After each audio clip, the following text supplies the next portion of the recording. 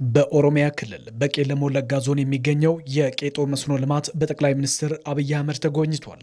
የሰላም እሴት ባለቤት የሆነው የወለጋ ሕዝብ ባለፉት ዘመናት ሰላም በማጣት ዋጋ የከፈለ ስለመሆኑም ጠቅላይ ሚኒስትሩ ተናግረዋል። በአካባቢው የተጀመረውን ልማትና ብልጽግና ዳር ለማድረስ ሰላምን ማጽናት እንደሚገባና ቄጦ የዛ ማሳያ እንደሆነም ነው ጠቅላይ ሚኒስትሩ የተናገሩት። ነጋን ዋሁን ደጫላ ከኑ በርባችሱ ሚዞ መከሲ ከን አርጉዳፍ ከኑ ገርጋሩ ዋንቴፍ ሰላም ከምንም በላይ የሚያስፈልገን እንዲህ ያለ ልማት እንዲኖር ነው።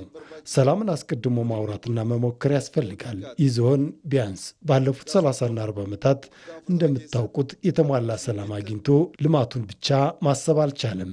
ከኛ የልጅነት ዘመን አንስቶ ይህ አካባቢ አንዴ ሰላም ይሆናል፣ ሌላ ጊዜ ደግሞ ችግር ውስጥ ይገባል።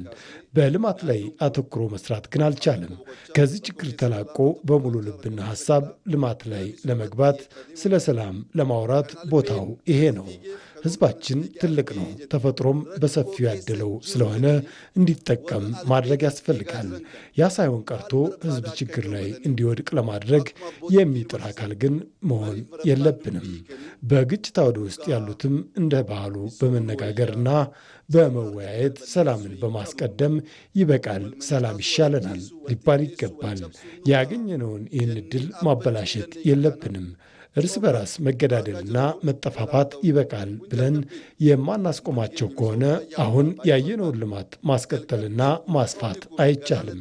ይህ ጅምር ነው። ሕዝባችን ብዙ ምኞት ያለው ነው። ብዙ ገና ይፈልጋል። ይህን ጅምር ለማስፋት ሰላምን ማጽናት ይገባል።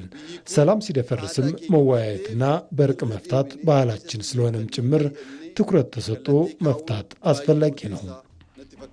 ዘላቂ ሰላምን ለማረጋገጥ በተሳሳተ መንገድ ላይ የነበሩ ዜጎች ጥሪ ቀርቦ ከፍተኛ ቁጥር ያላቸው ወደ ህዝቡ ተቀላቅለዋል። አሁንም ሰላምን ማስቀደም ይገባል ብሏል ጠቅላይ ሚኒስትሩ።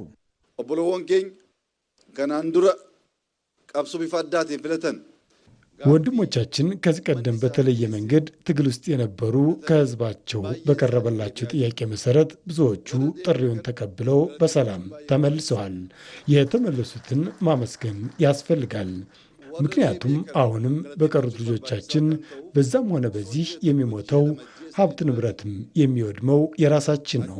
በኦሮሚያ ክልል ከውጭ የመጣ ጠላት ከሚያደርስብን ጉዳት በላይ በራሳችን ልጆች የሚደርስብን ጥፋት ይበልጣል። ስለዚህ ሰላምን የመረጡትን እናመሰግናለን። የቀሩት ደግሞ የገቡትን ተመልከቱ። ከዚህ በላይ መበላላት፣ መሰዳደብ፣ መገዳደል ጥቅም እንደሌለው ስላየን በጋራ ህዝባችንን ማልማት አለብን። ወለጋ ውስጥ ቡናን አልምቶ ምርትና ምርታማነትን አሳድጎ ኤክስፖርት አስፍቶ ብዙ ማልማት ሲገባ ቡና ውስጥ መገዳደል ለማንም አይበጅም። የቄጦ መስኖ ልማት ፕሮጀክት አሁን ላይ ከ10 ሺህ በላይ ዜጎችን ተጠቃሚ የሚያደርግ ነው። በአካባቢው በሰላም ችግር አሁንም የቆሙ ፕሮጀክቶች እንዲሰሩ በትጥቅ ትግል ላይ ያሉ ወንድሞች የሰላም መንገድን እንዲመርጡ ማድረግ ያስፈልጋል ብለዋል ጠቅላይ ሚኒስትር አብይ አህመድ።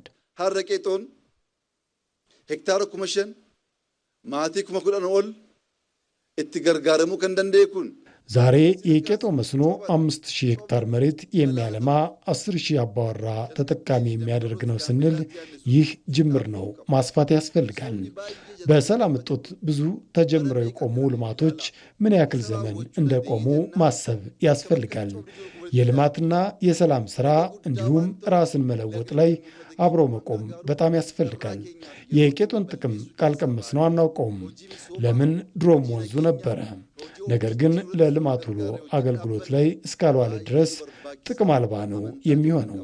ይህን ለማድረግ እንድንችል መላው ወለጋ ሰላምን እንዲጠብቅና ሰው ተንቀሳቅሶ መስራት እንዲችል ልጆቻችንን በሙሉ ልብ ይበቃል፣ ወደ ልማት መመለስ አለብን የምንልበት ዘመን አሁን ነው።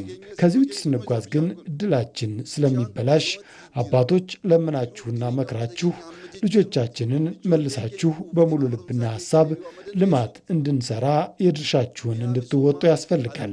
አሁን በቄለም ወለጋ የታየው የልማት ጭላንጭል ወደ ተሟላ እድገት እንዲሸጋገር ሁሉም ጠንክሮ መስራት ይኖርበታል ሲሉም ነው ጠቅላይ ሚኒስትር አብይ አህመድ የተናገሩት።